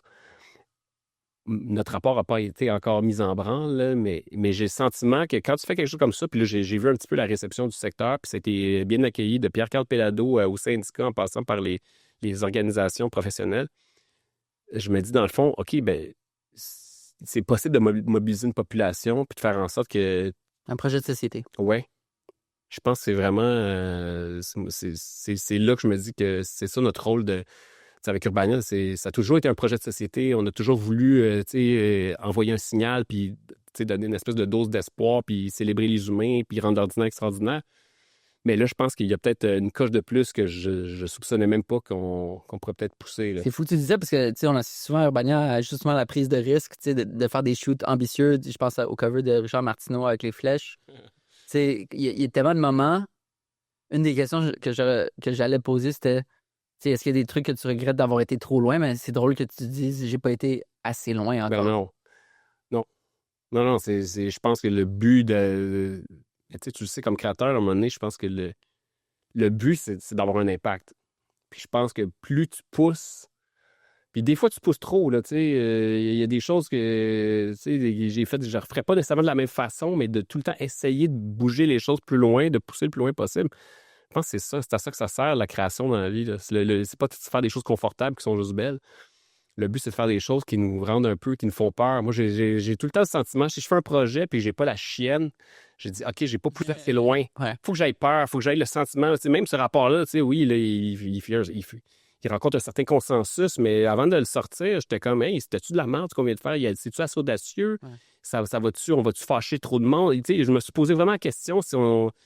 Mais tu sais, j'avais jamais fait ça aussi. Là. Je savais pas que, tu sais, j'avais pas l'expérience de livrer un truc comme ça qui était public puis que tout le monde attend.